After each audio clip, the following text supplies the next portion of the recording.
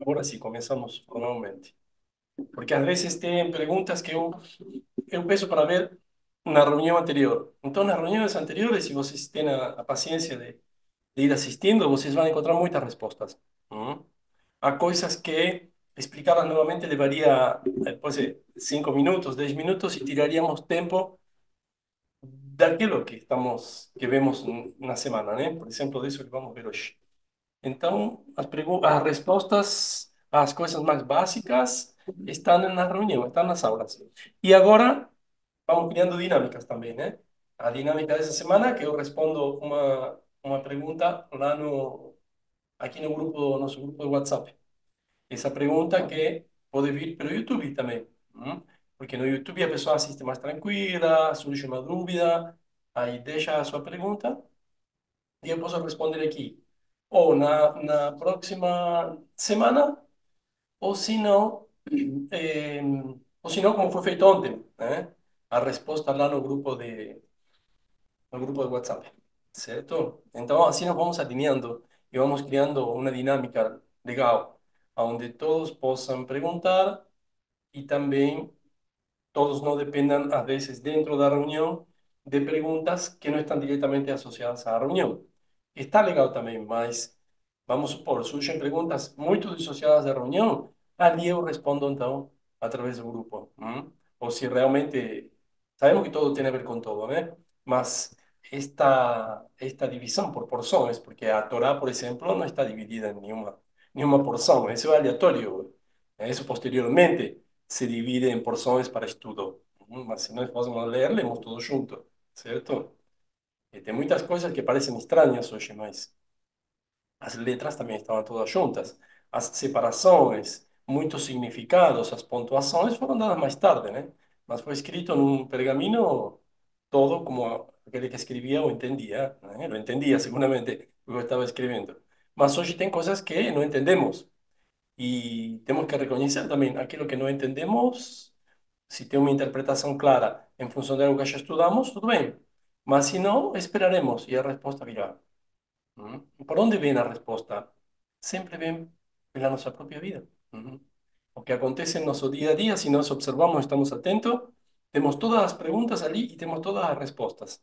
Os grandes sábios, eles não iam numa biblioteca a estudar o que outros grandes sábios escreviam. Sim, em alguns casos pode até ser, mas tem um primeiro sábio, ou seja, ou a estrutura de conhecimento, o corpo de conhecimento, foi se construindo ao longo do tempo, porque existiram pessoas que deram mais um passo, avançaram mais, né? Se perguntaram coisas novas e se responderam isso.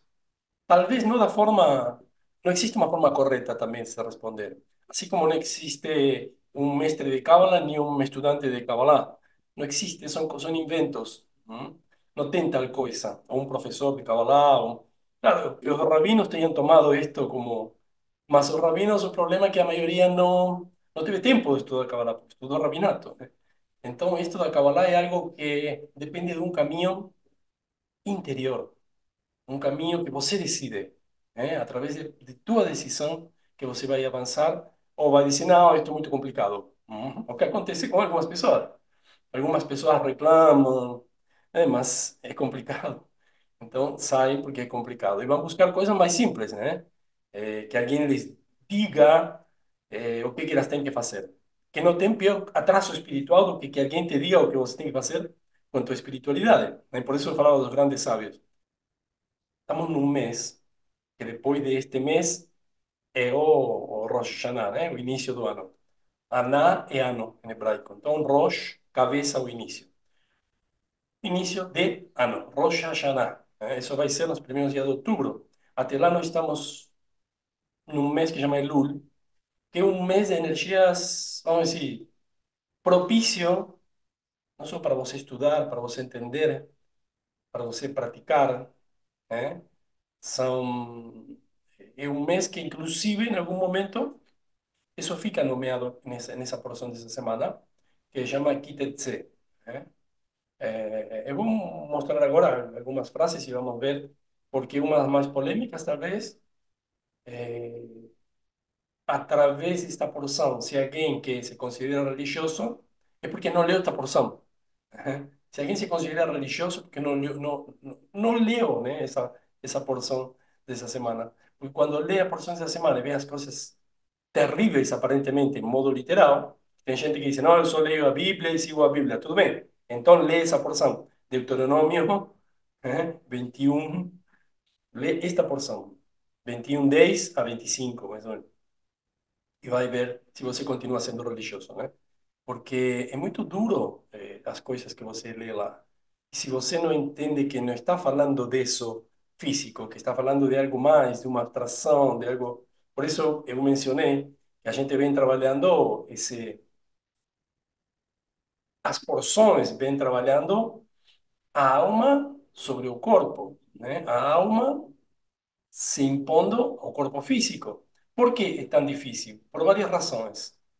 Porque, principalmente, porque o corpo físico não tinha uma alma elevada, um ruach, um neshama, no seu estado animal, né? Depois, na evolução, começa a ter uma inteligência superior.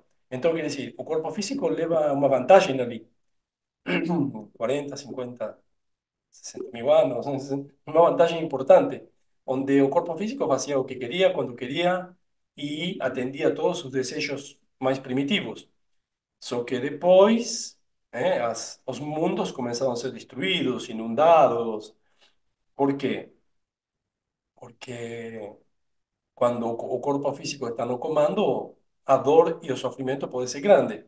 Por isso nos é dado uma inteligência superior, para que essa inteligência controle e domine ao físico. Só que são muitos anos de vantagem. Assim como quando uma criança nasce, tem alguns anos de vantagem do corpo físico.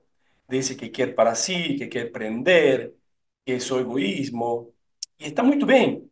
Mas num momento da infância, aos 13 anos, diz a Kabbalah, aos 12, 13 anos, para as meninas ou os meninos, segundo,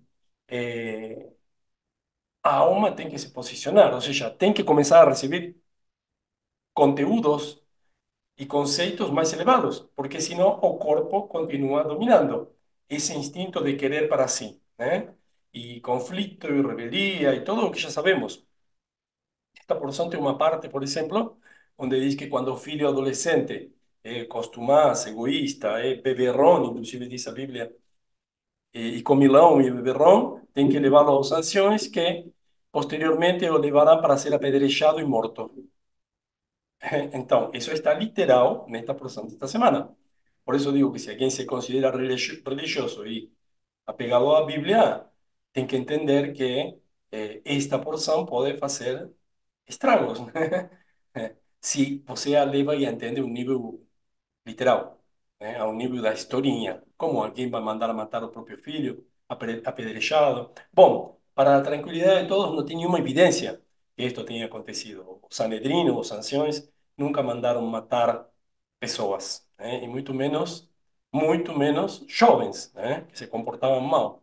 Agora, quem se comporta mal, à luz do que nós estávamos falando? Quem se comporta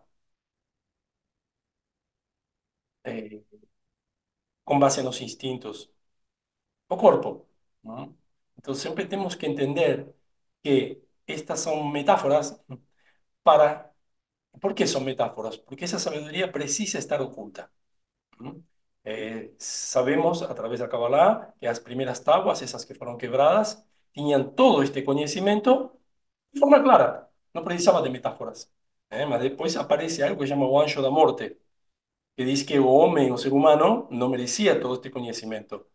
Então, ali Deus se viu num problema. Como que eu passo todo este conhecimento escondido, né? Ocultado? Bom, através de um texto com muitas metáforas, mas que esteja falando do mesmo no fundo. E essas são as segundas tábuas da lei, né? É, principalmente isto, né? Coisas duras que nós vamos ver lá. Né? Quando saíres para a guerra, e esse é o início, quando saíres para a guerra, Deus te entregará a teu inimigo. Essa é a primeira parte. Então, estamos falando de uma guerra física e depois fala. Até eu vou ler um pouquinho para vocês. Hum. As camadas de interpretação, né? Isto é fundamental entender. Não está se falando de uma guerra física, a guerra aqui pode ser entendida não apenas como um conflito físico, mas como uma metáfora para a batalha espiritual interior. Uma luta entre bem e o mal, entre as inclinações espirituais, que chamam Yetzer Tov, e Tov sabemos que é bom, né? As boas inclinações, e Yetzer Hara, as más inclinações. Sempre estamos falando dessa luta. Quando se abandona Egito, está se abandonando as más inclinações representadas pelo faraó, está se abandonando os desejos do corpo, as más inclinações. Aqui está então 21:10 e exatamente 25:19 e começa com Kitetse la milhama al oivesh. Quando saíres para a guerra contra seus inimigos, contra teus inimigos. Quando você sair à guerra contra teus inimigos, e o Senhor teu Deus entregá-los. Aqui eu mesmo me deixei levar pela. Não, não é entregá-los. A tradução literal é entregá-lo. Vai te entregar um inimigo em tuas mãos. Depois vamos ver por que que fala que se eu saio à guerra contra os inimigos, diz que me entregarão o inimigo na mão e não os inimigos, né? Este é algo que também temos que revelar e que tem mais de uma explicação. Mas, posteriormente, fala da mulher formosa.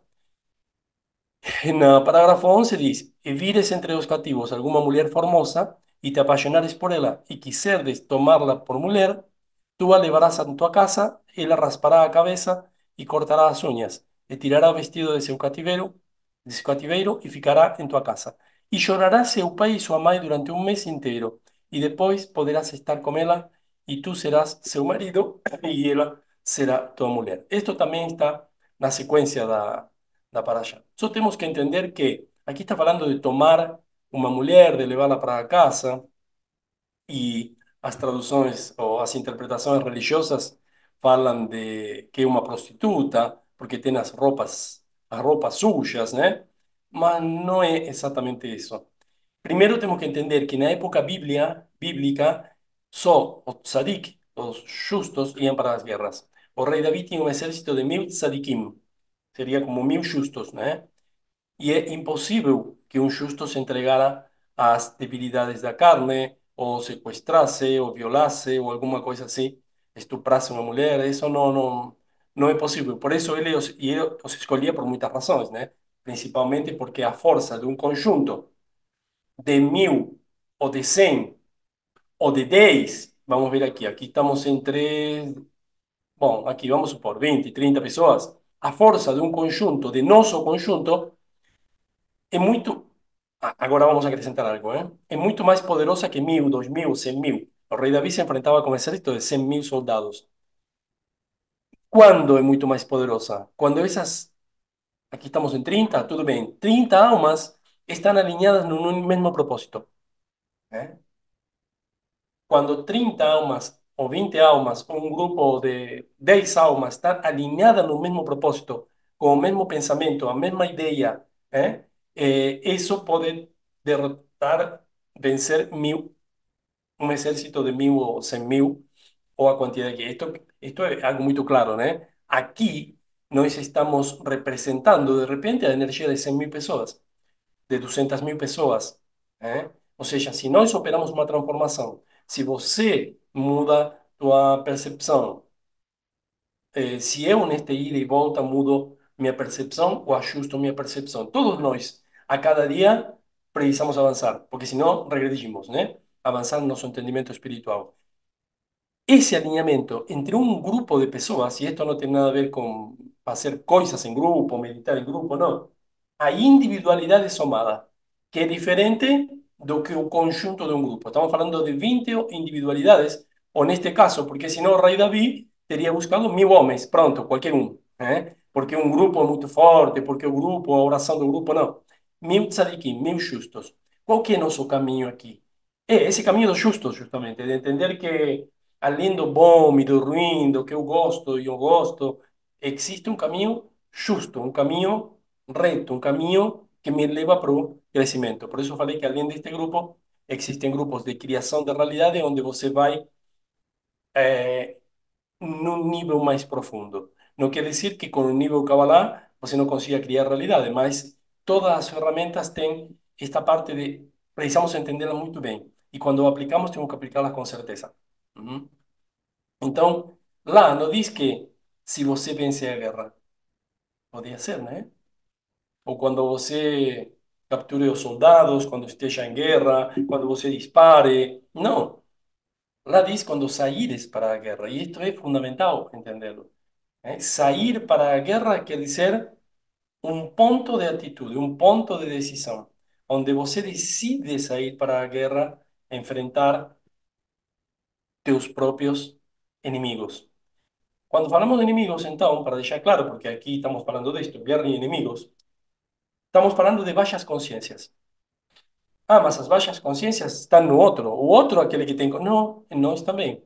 Aliás, as baixas consciências dos outros se manifestam pela nossa baixa consciência.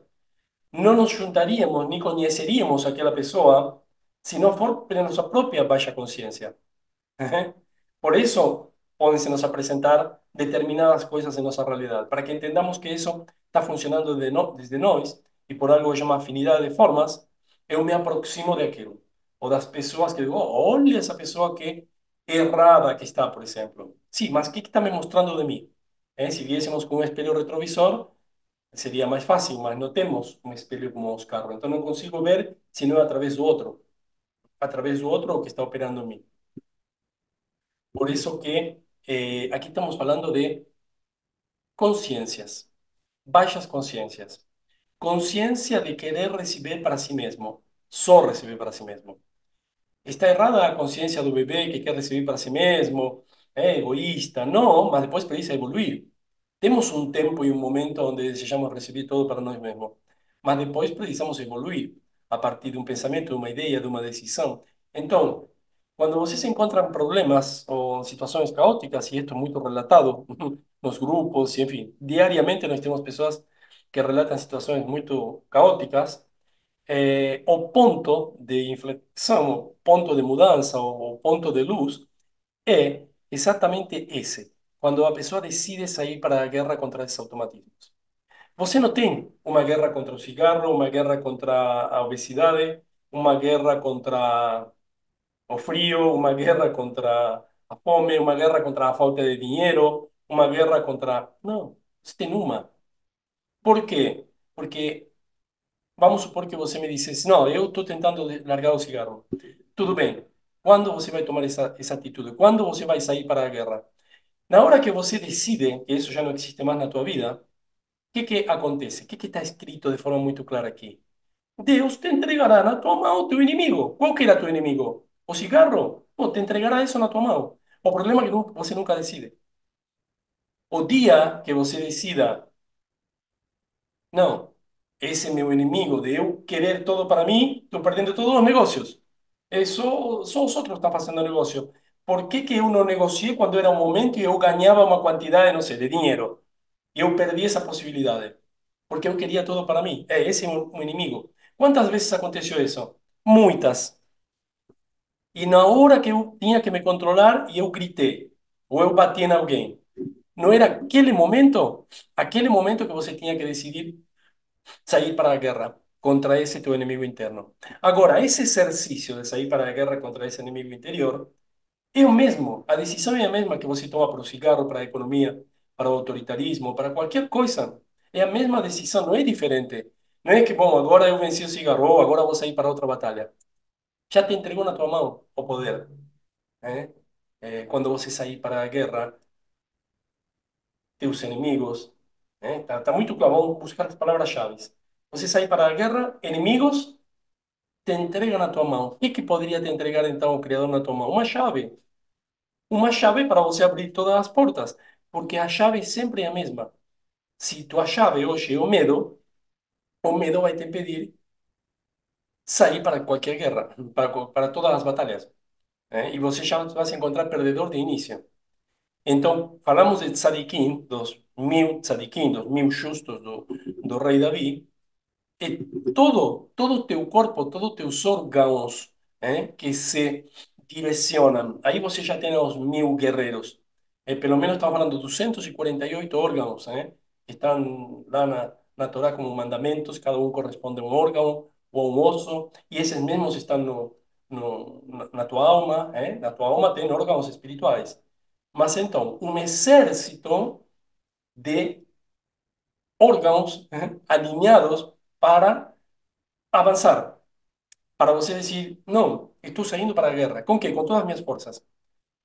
Você acha que você vai ter que esperar um mês, 2 meses, 3 meses? Não, isso é imediato, instantâneo. Algumas horas depois vai acontecer algo que você vai dizer, poxa, é o que está escrito aqui, hein? Não pense que você tem que sair à guerra com o vizinho e matando alguém, não. Ou sequestrando uma mulher bonita ou formosa. O que você conquista depois de sair para a guerra? Quem começa a estar no comando dessa guerra que você não está precisando, por enquanto, livrar? Você tomou a decisão de sair para a guerra. Você começa a ver a tua própria alma, porque nossa alma é um conjunto destas consciências baixas, quando não se liberta, quando ainda está no Egito. Estas consciências baixas, se diz que, e agora tem outro caso que vamos explicar, onde diz que uma pessoa pode ser justa, você pode ter uma alma elevada, você pode ter intenções maravilhosas, mas você ficou preso do corpo.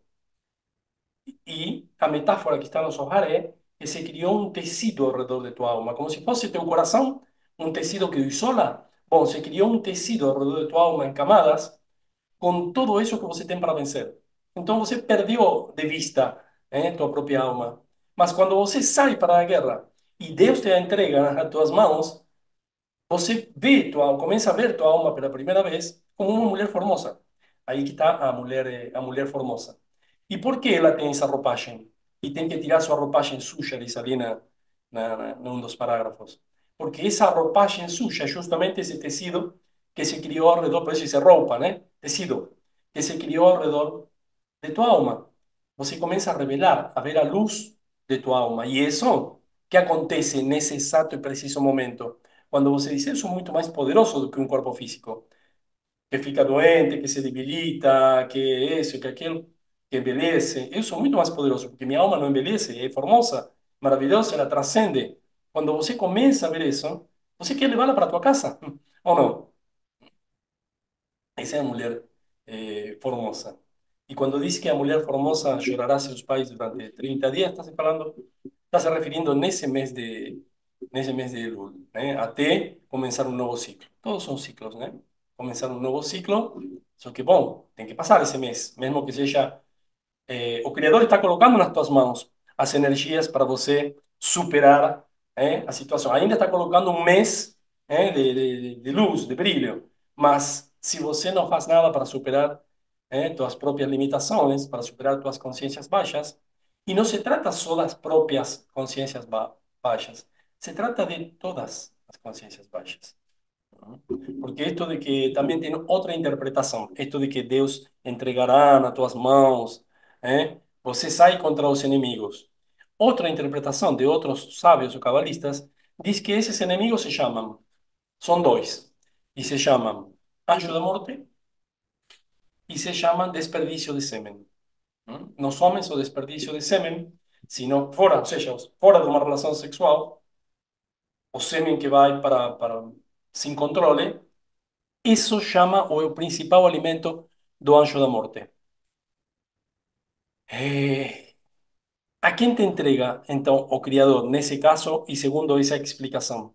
Está te entregando ao anjo da morte. Quando você começa a ter controle sobre isso, quando você sai para lutar contra esses inimigos, você começa a ter consciência de que o que está te atrasando é isso e muitas outras coisas, né? Mas essas são as principais. Anjo da morte, vamos explicar anjo da morte para se entender. Outras vezes já explicamos. Anjo da morte é todo o que leva a tua morte, não física, todo o que leva à morte de teus projetos, de teus relacionamentos, à morte mesmo de teu corpo. Quando você está fumando, está matando teu corpo em parcelas. Isso também é morte. Hum? Então, quando falamos lutar contra o anjo da morte e contra o desperdício de sêmen, uma coisa está relacionada com a outra, estamos falando disso. Quando você começa a controlar esses instintos, não quer dizer que você seja um santo que não faça absolutamente nada. Não, você pode fazer. quase tudo o que você faz, mas com outra consciência e desde outra consciência. Qual consciência? De que você está no controle, de que você saiu para a guerra, de que você vai permitir essas coisas se você quiser, e não porque teu corpo te obriga, vê? É a diferença, é a mudança de, nem de paradigma, estamos falando de percepção. Você vê todo como uma coisa inevitável e teu corpo no comando e você não consegue fazer nada e cada dia está pior, ou você realmente começar a se sentir no controle. E uma força metafísica, tudo bem, aí podemos depois até discutir, se chama, pode ser uma força quântica, metaquântica, mas ali está expressado de forma muito, Deus se entregará nas tuas mãos. Nós sabemos como opera, estamos falando da luz, né? Algo você fez em frente à luz que fez com que um conjunto atômico ou de partículas se alinhe a teu favor. Aí que está quando Deus entregará nas tuas mãos teu inimigo. Tu inimigo era todo isso que estava dentro de você e fora de você também. Tem batalhas que nós assumimos fora e por aquele medo de não estar fazendo o certo, o correto, e como que eu vou falar isso, e como que eu vou reclamar tal coisa, mas a Kabbalah nos ensina que tem grandes, grandes pacotes, grandes quantidades de luz que estão sequestradas, que estão ocultas. ¿Por qué están sequestradas? Bom, porque aquí temos também um parágrafo, e a isso se refere, de que sempre cuidarás teus pesos e medidas. Não levarás um saco grande e um pequeno. ¿Qué quer dizer? Isso de comercialmente não te comportar, né? Essa é uma parábola que tem a ver com a venda, compra, né? De você pegar o que não é teu, né? Mas aqui vamos um pouco mais longe. Nós vemos quantidade de situações sociais que nós achamos maravilhosas, ou que, bom, é evolução, mas sempre tem uma evolução maior. E para isso depende de tua criação. Quando você cria algo novo, uma ideia, um projeto, o que for, você também precisa ter a atitude de sair para a guerra. É dizer, você precisa ter muito claro que algo do anterior, do antigo, vai deixar de existir. Não tem como dizer, bom, mas todos conseguimos existir no mercado, coexistir, viu? Porque essa é a... Não, você tem que ter muito claro de que alguma coisa, se você faz isto com o teu processo de criação, o que vai sair do mercado? Algo que estava sequestrando faíscas de luz. Quando surge o Airbnb, você vai na casa de alguém e fica lá hospedado, né? Beleza, você tem muita gente que diz, ai, não, mas não sei, tem... Esse projeto reconectou milhares de pessoas que estavam sozinhas, não tinham com quem conversar ou tinham que morrer num hotel. Tudo bem, morrer, digo, no nível, tinha que terminar num hotel. E o hotel em si? Nós temos noção de quanta luz sequestrada existe, por exemplo, nos hotéis? Não temos nem ideia. Nos Estados Unidos, que é o país das estatísticas, tem feito estatísticas onde diz que só 70% do hotel pode ser ocupado. Se não for lavagem de dinheiro, claro. Senão, eles vão sempre colocar que tem 100% de capacidade ocupada. 70%, quer dizer, 30% ociosa, que está lá, foi construída para ninguém. Né? É, as emanações e o que contamina um hotel, não sei, 100 vezes maior do que contamina um Airbnb, que é algo que já está ocupado por alguém, principalmente se você for, não sei, num quarto na casa de alguém, já foi feito com o intuito de habitar. O hotel foi feito com o intuito de alguém que passa um dia, 2 dias, né? Essa sincronização de agenda nunca, não tem forma de ser tão perfeita de que o hotel tenha 100% de capacidade. Então, 70%, o outro 30%, e estamos falando de muitos milhares, né, de hotéis. As pessoas vão no hotel, e está comprovado, e tomam banhos muito mais longos do que tomam por exemplo, no Airbnb, onde conhecem o dono, sabem que de alguma forma, se eles fazem mau uso dos recursos, estão afetando o dono, que já os conhecem, e provavelmente até fizeram uma amizade. Então, todo isto são estatísticas e coisas, um mínimo exemplo, né? Mas existem muitas e muitas e muitas coisas assim, onde você diz, sim, eu estou criando um novo aplicativo, uma nova forma, uma nova empresa, um novo projeto. Ah, mas alguém vou afetar. Você vai estar revelando luz, se for algo novo, realmente, y que traz avanzo. Por eso falamos en algunos dos grupos, si traz conexión entre pessoas, si traz avanzo, si traz economía, si traz algo bom para ter mundo, você vai estar não revelando, você vai estar resgatando luz que ficou lá guardada, oculta. Porque depois, bom, mas enfim, ou aquele hotel foi para falência agora porque por esse Airbnb. Ou os táxis foram para falência porque agora tem Uber. Mas se você compara uma coisa e a outra, você vai ver que essas novas inventos, esses novos projetos, estão resgatando enormes quantidades, chama faíscas de luz, né? Outra vez temos falado, que caíram em mundos onde senão seriam perdidas. E para realmente fazer a correção, precisamos que todas sejam recuperadas. Então, quando diz cativarás aos cativos, por que diz lá cativarás? Ou farás prisioneiros aos prisioneiros, né? Depende da Bíblia, está diferente. Porque você está resgatando partes da luz que já estavam presas. Por isso cativarás aos cativos, ¿no? ¿Eh? Coisas que parecem sin sentido, quando você começa a entender a sequência, por quê que está lá isso, né? Quando falávamos da mulher formosa, num momento eu li ali e rasparás a cabeça. Claro, raspar a cabeça não é cortar o cabelo, não é fazer os, como se chama aqui em português, os bobbies, não. Raspar a cabeça é raspar a cabeça. Estamos falando de tua alma, hein? Você encontrou uma mulher formosa. Agora precisa limpá-la de todo tipo de condicionamentos, de consciências baixas. Isso é raspar a cabeça. Sair para a guerra, então, é uma atitude que assumimos para mudar alguma coisa. O simples fato de estar disposto a dar tua vida por isso faz com que o Criador vai te entregar os inimigos nas tuas mãos. O que se chama inimigo? São as baixas consciências. Inclusive a baixa consciência atuando em nós mesmos. Os pensamentos baixos, o desejo do corpo de receber para si mesmo, isso oculta e sequestra a luz. E existem grandes quantidades de luz sequestrada. Justamente eu expliquei agora de várias formas o que seria isso, né?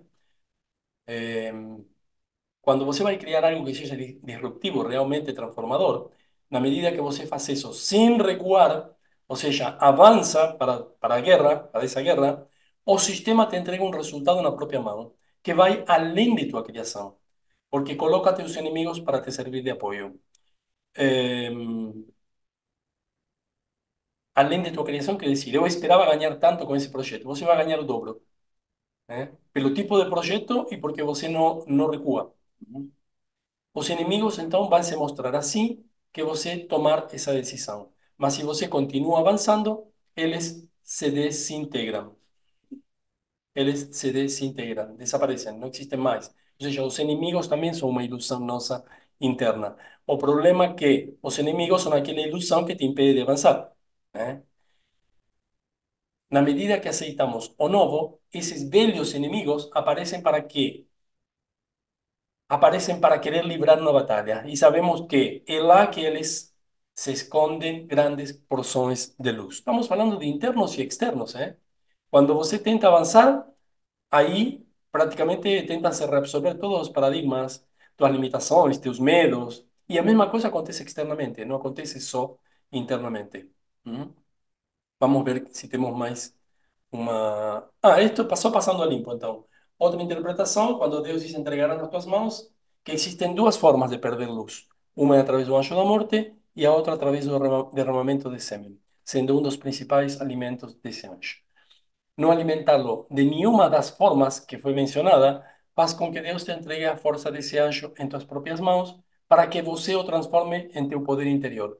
Porque nós sabemos que a escuridão nada mais é do que luz potencial que pode ser transformada. E que a escuridão, chama anjo da morte ou Satã, ou o que for, existe só para que você o vença. Não tem outro motivo sua existência. E o anjo da morte sabe disso. Está aqui para ser vencido. Só que vai opor bastante resistência até você não tomar essa decisão de sair para, sair para a guerra, né? Nestas alturas ya entendemos que tus propios pensamientos acerca de algo y acerca de você mesmo son los enemigos a serem conquistados. Cuando se fala, por ejemplo, en cativarás a los cativos, ¿no? Bueno, recuperar todas, de varias formas, recuperar las faíscas de luz que estaban perdidas. Tenemos varias formas de resgatar esas faíscas, mas siempre avanzando. A mãe tem uma parte aqui nesta paraxá que diz: não tirarás os ovos da mãe se ela estiver presente. Qualquer espécie animal, qualquer espécie de pássaros, de aves, não tirarás os ovos, inclusive as galinhas, se a mãe não estiver presente. Ou seja, tem que distrair a mãe e tirar os filhotes, porque a mãe é Binah e os filhotes são todas as emoções que sabemos que sempre estão ligadas a Binah. De fato, esto que dice no tirarás los ovos da mãe, algunos lo levan literalmente. Los judíos ortodoxos, cuando ven un niño, ellos afastan a mãe y tiran los ovos, porque toman esto como una orden. Dicen, no tirarás los ovos si primero, no afasta, primero afastan a mãe, entonces primero afastan a mãe y después tiran los ovos. No importa si ellos usan o no usan esos ovos para se alimentar. También cuando se fala en esposa, y aquí aparece también esposa o mujer, estamos hablando de Malkut. Mas a esposa ou a mulher que tem a ver com a alma seria está em outro nível. Então vamos ver bastante isto de esposa ou mulher e sempre temos que estar atento em qual nível que estamos falando. Se é a esposa de nossa alma ou se é a esposa de nosso corpo. Nós sabemos que temos uma alma e a alma de nosso, que é a alma de nosso corpo, né? A alma de nosso corpo. E a alma de nossa alma? Bom, a alma de nossa alma é a energia criadora, Deus, né? Vamos ver as letras, então, a energia das letras. Hoje vamos ver a letra de número 10, né? Yud, que também vocês vão encontrar como Yod ou Yud, com Y ou I. Aqui, destas três formas, vocês podem ver nos livros de Kabbalah, e vale 10.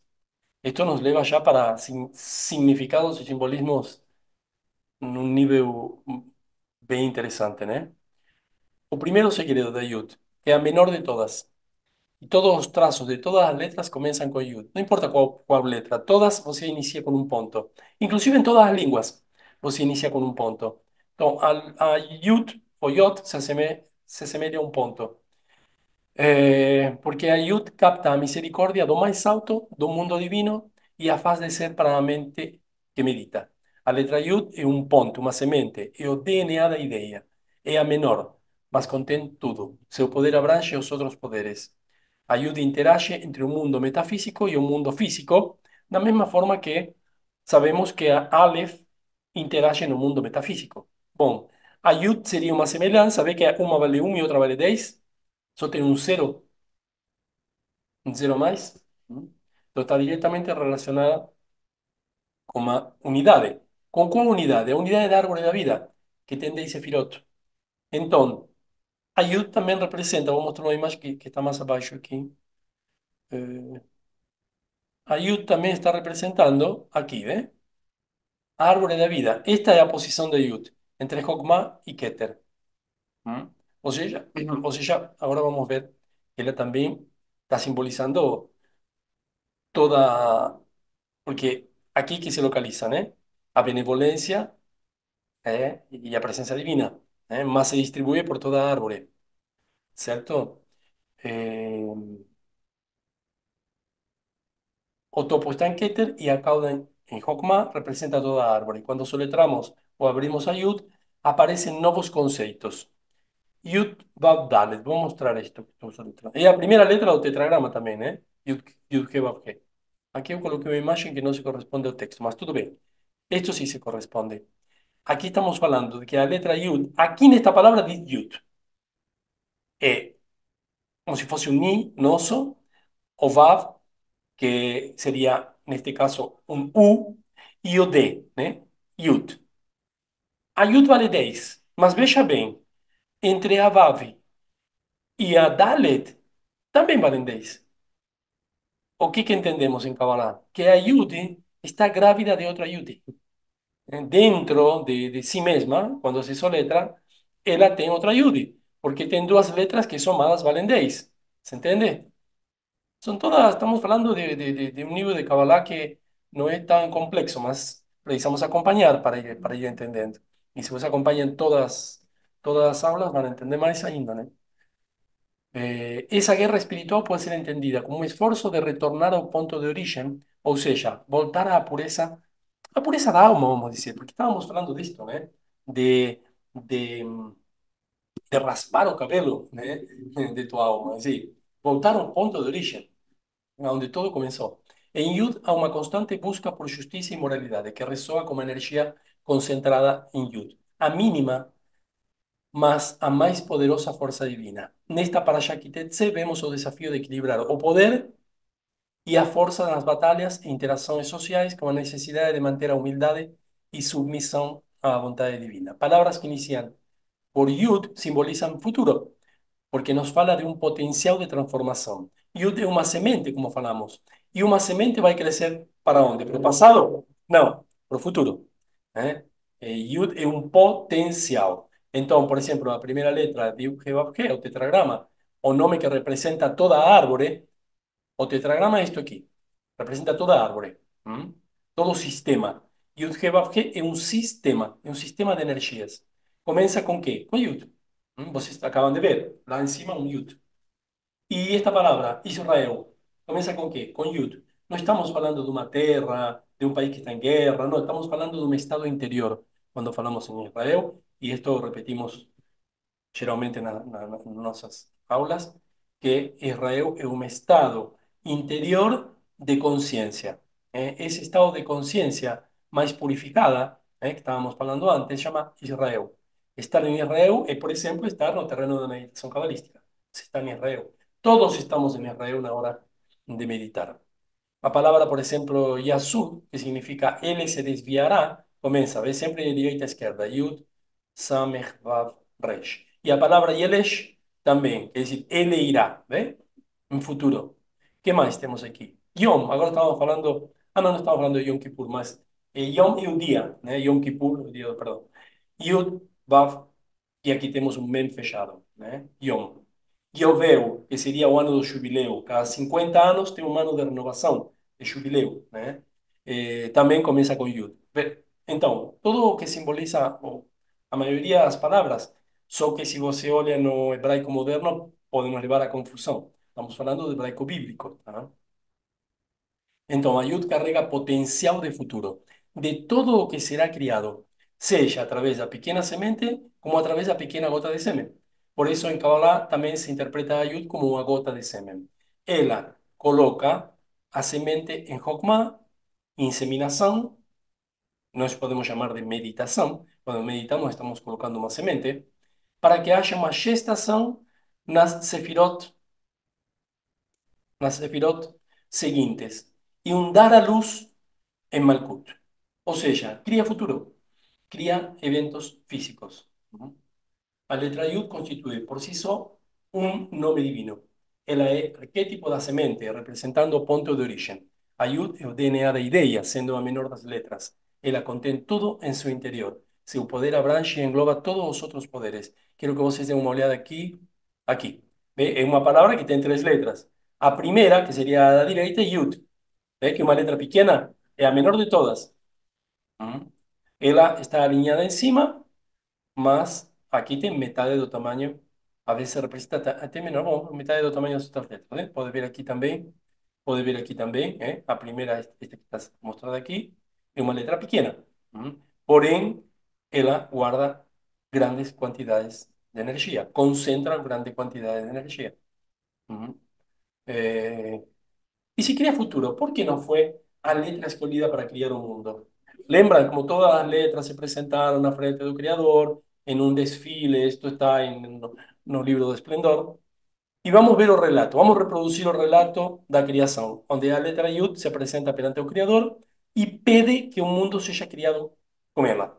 Porque esto acontece, vamos a lembrar, 2000 anos antes da criação. Esta conversa do Criador com as 22 letras. A primeira que se apresentou foi a última, a Taf.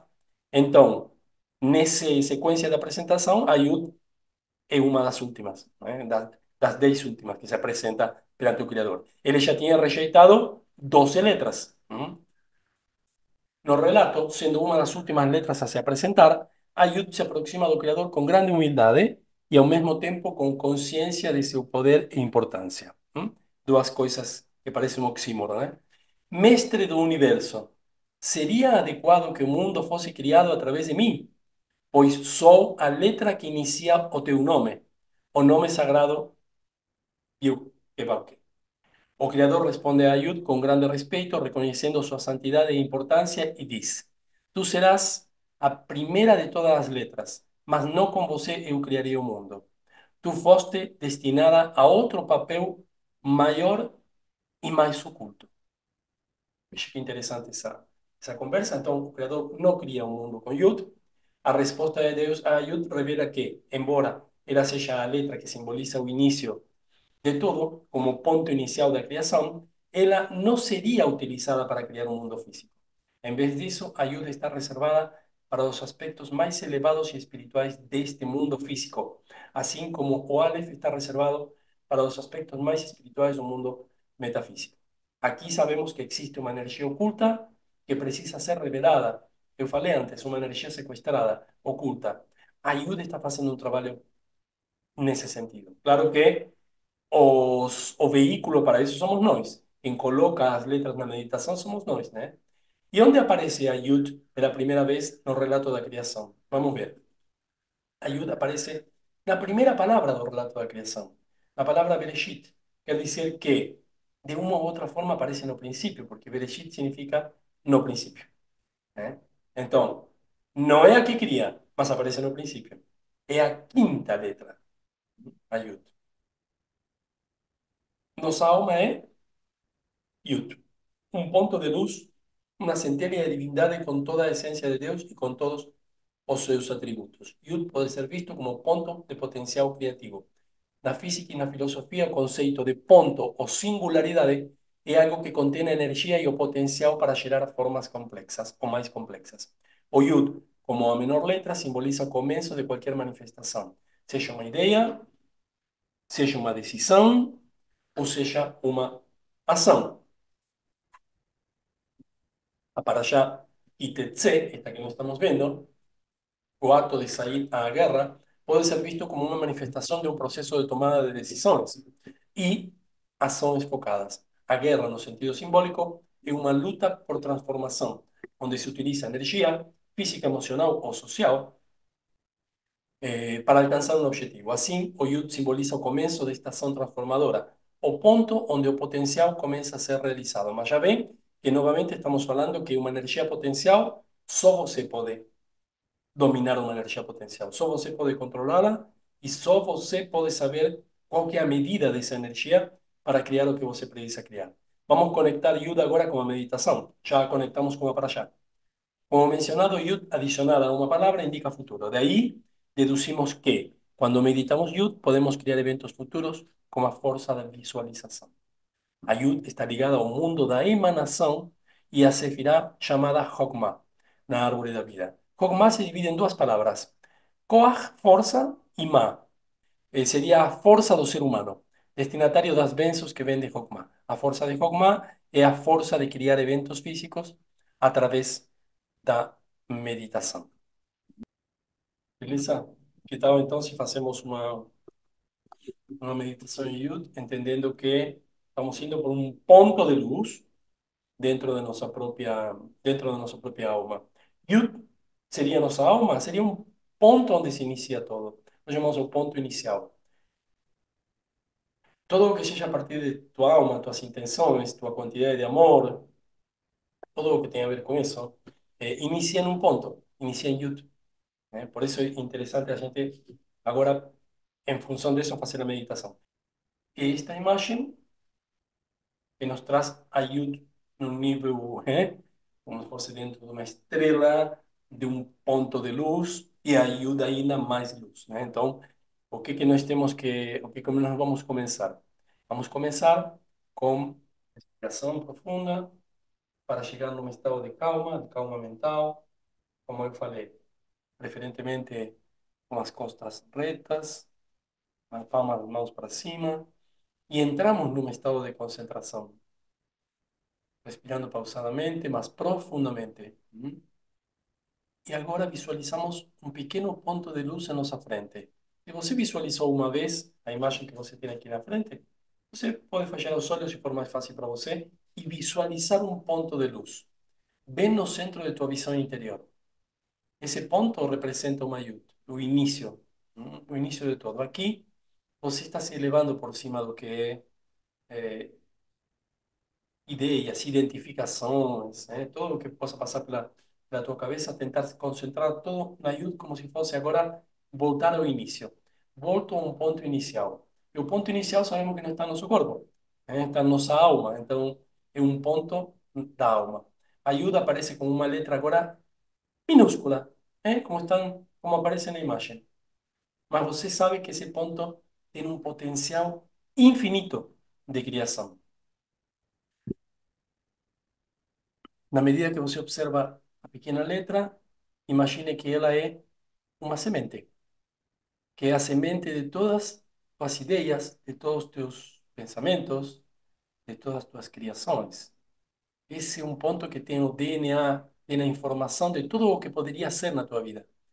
É a origem da criação e a origem de tua criação, onde o potencial infinito está concentrado. Então agora visualizamos a semente brilhando e pulsando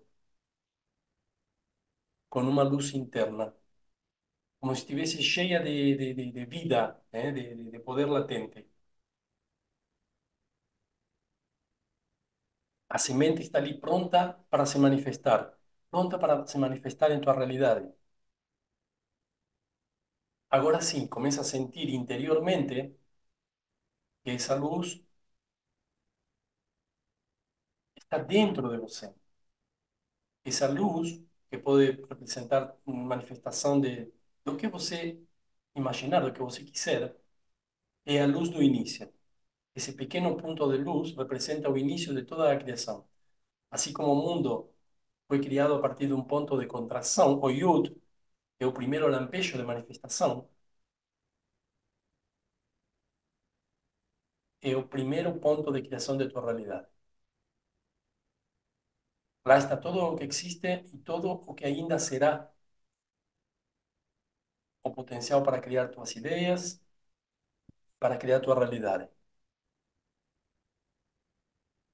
Esse é o mesmo potencial que existe a nível universal e também existe dentro de você, porque todo existe por correspondência. Agora veja que a luz e a manifestação dentro de você e o poder interior é enorme, mas a Yud permanece pequena.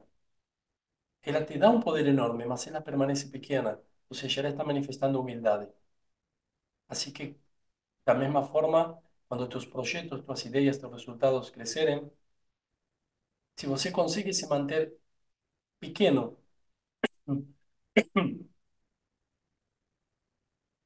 isso não vai tirar tua capacidade de manifestar poder interior. Pelo contrário. E temos o exemplo da Yud. Porque a Yud simboliza essa humildade verdadeira. A força que vem do entendimento de que o pequeno poder contém todo o infinito. As pessoas vivem disfarçadas e aparentando com suas roupas, mas quando nos fala esta porção justamente de se despir, né? De tirar todas as roupas que não são nossas, aí nos encontramos nossa verdadeira essência. Permita sentir humildade na tua própria vida, reconhecendo o verdadeiro poder e reconhecendo aquilo que te traz só uma imagem, mas que não te traz poder.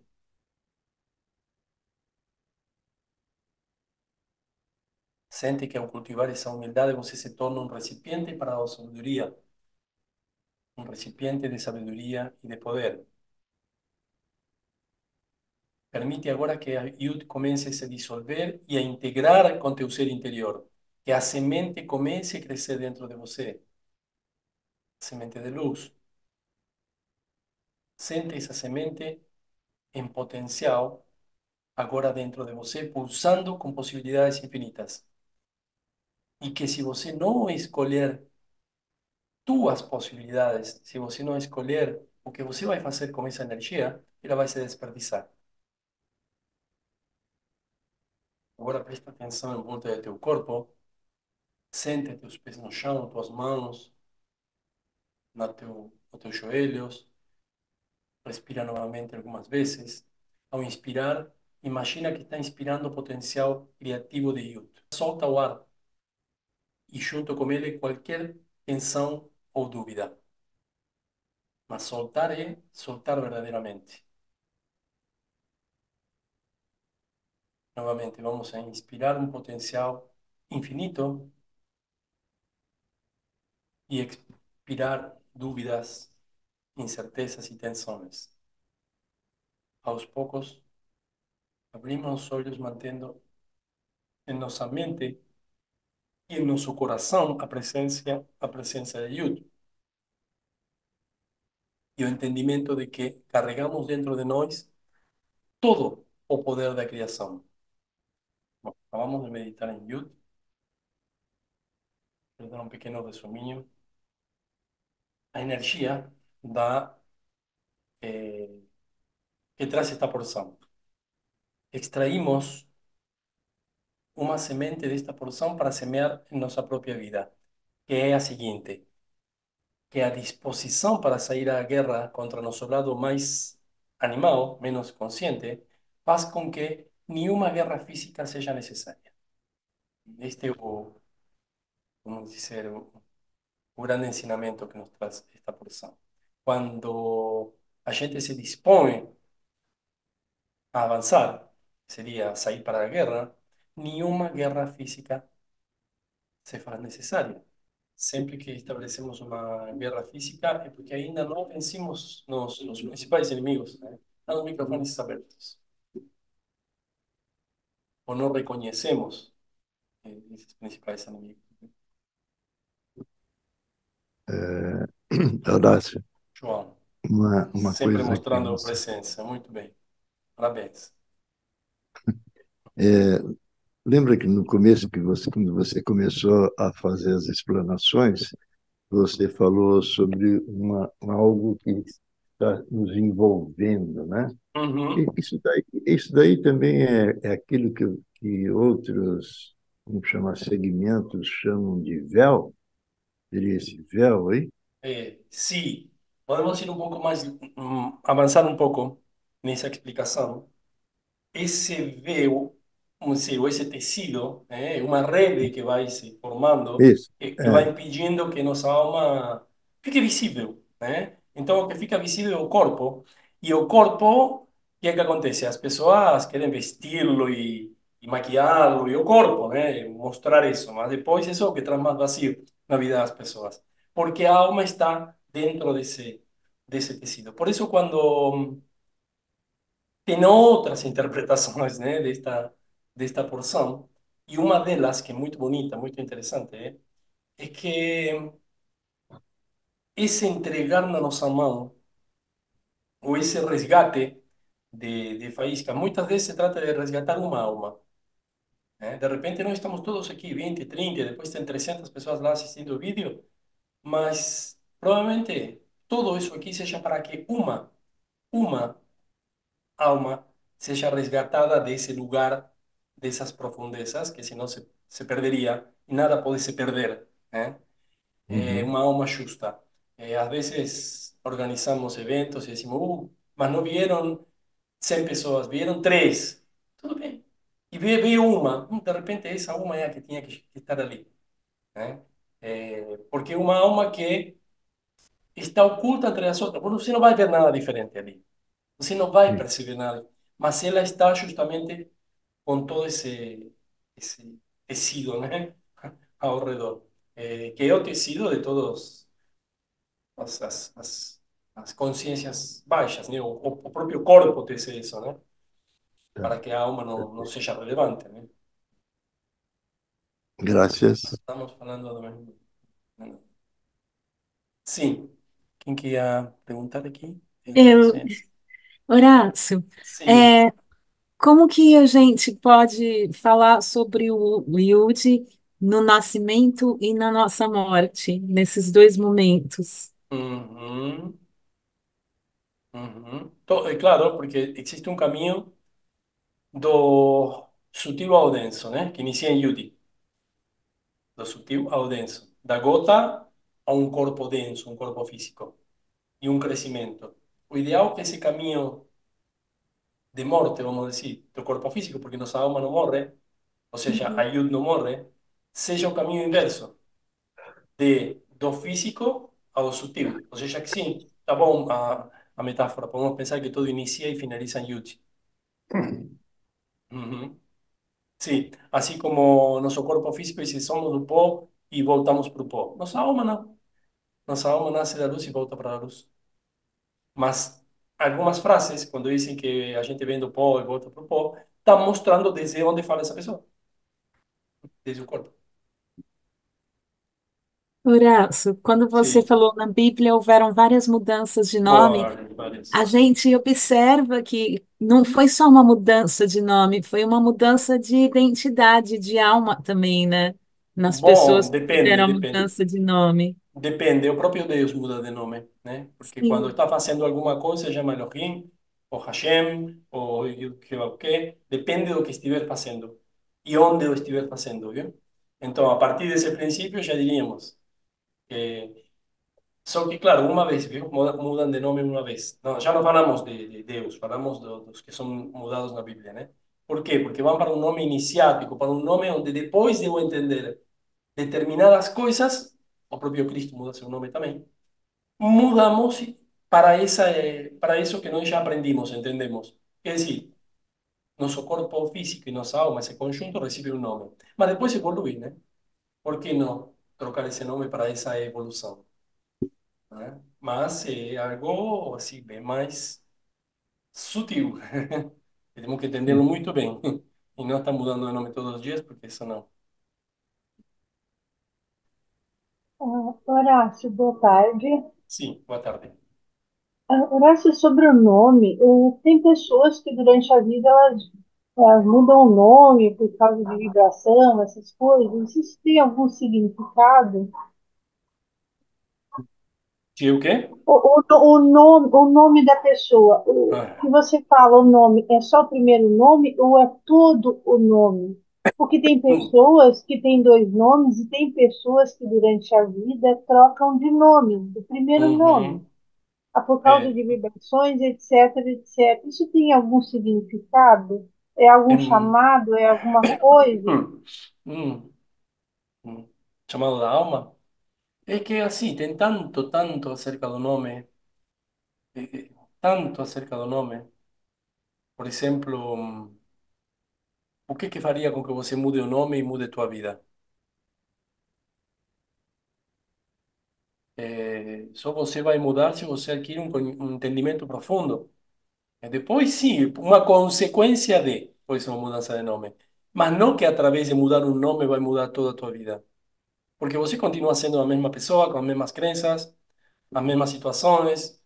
Então, o que eu falava do nome, que se recebemos um nome, é porque é algo também que temos a transcender, né? É algo que veio quando nós nascemos, no momento zero. Signo do zodíaco, nome, lugar de nascimento, pais, tudo isso escolhemos antes de nascer, ¿eh? Todo eso escolhe nossa alma antes de nascer, ou pois, uma engenharia de almas. Para quê? Para que nossa alma venha fazer a correção que precisa. Então, tudo isso é o mais conveniente. Por isso eu falei que se não gostamos do nome, é um pouco complicado, porque todo isso é o mais conveniente para fazer nossa correção. Só que depois entendemos ou só queremos mudá-lo, né? Entende que é um pouco mais profundo?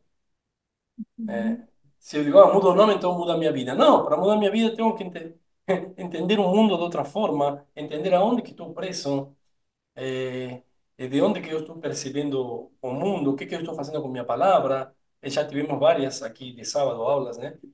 Esse, que estou fazendo com a minha vida, com as minhas emoções, com minha palavra, com meu pensamento? O que estou fazendo disso? Então, mesmo que eu mude o nome 50 vezes, isso não vai mudar. Eu posso me sentir mais poderoso, ah, agora me chamo assim, né? Mas isso dura pouco se não existe a verdadeira mudança, né? Que é todo isto que estamos falando aqui. Eu sei que é o caminho fácil, eu entendo que é o caminho fácil. Esses dias alguém perguntava também número da sorte, né? Porque as pessoas querem algo rápido, fácil, que não precisem caminho interior, que não precisem viagem interior. Aí está. Aí que arredondamos a ideia, né? Todo isto é uma viagem interior para nos encontrar com algo mais elevado, né? E o nome é algo que está na nossa superfície, assim como toda a nossa história de vida, mas não somos isso, né? Quando a pessoa diz, mas eu dou a vida por não sei o quê, tal familiar e filho e pai, sim, mas daqui a 2 dias alguém pode não estar mais nesse plano físico e estar reencarnando em outro país, em outra situação, né? Então, teu trabalho é de alma, né? De alma, de essência, que falamos agora em Yud, né? É interior, é profundo. Quando começamos a entender isso, as coisas começam a mudar. Muito obrigada, gratidão. Alguns me falaram, já escutei estas perguntas, né?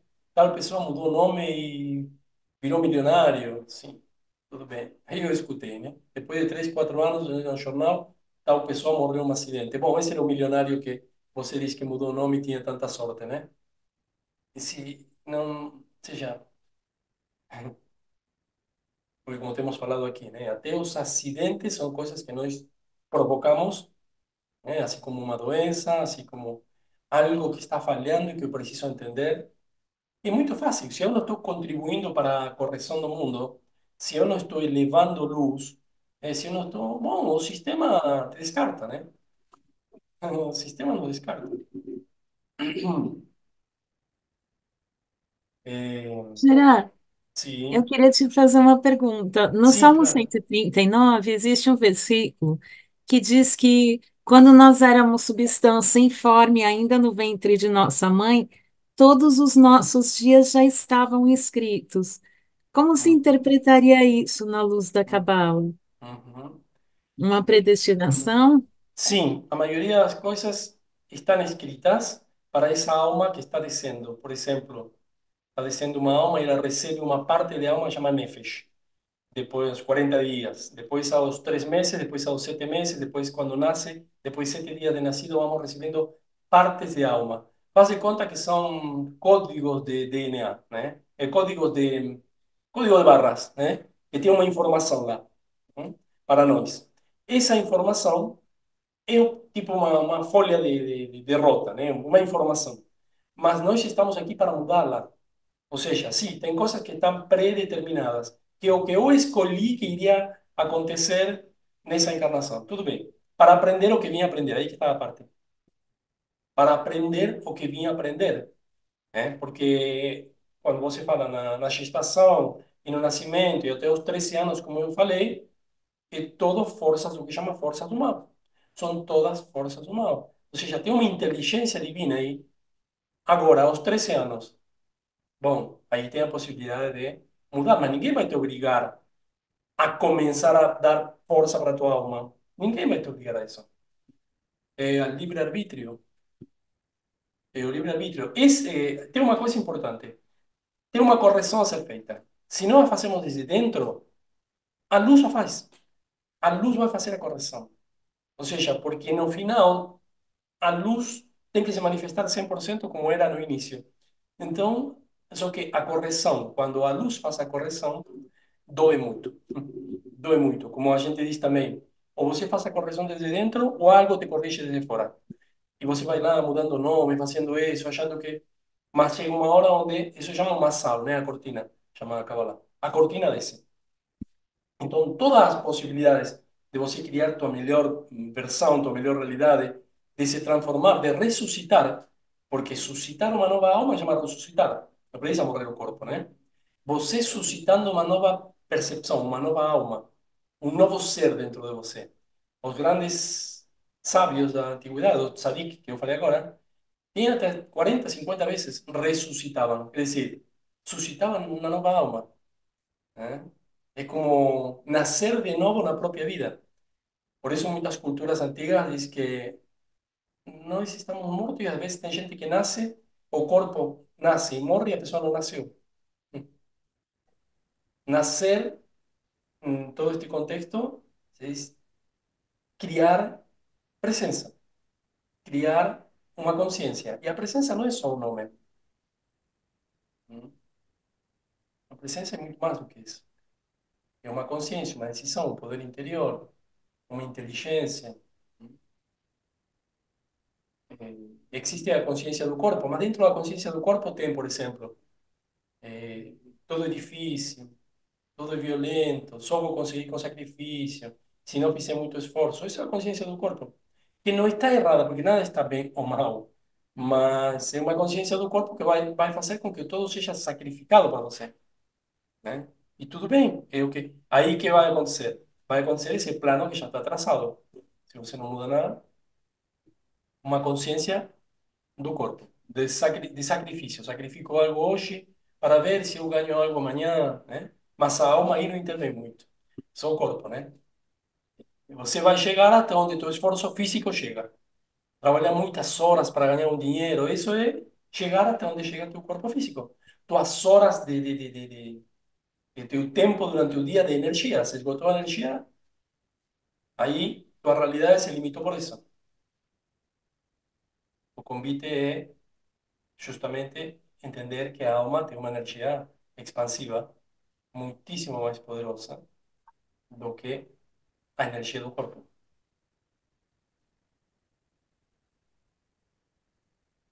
Mas beleza, então. Agradeço pela presença de todos vocês e nos Gratidão, encontramos. abraço. Boa Gratidão. semana. Nos encontramos no próximo sábado. Boa semana para todos. Espero. Gratidão. Gratidão. Muita luz para todos. Obrigada. Obrigado. Boa Bem, semana.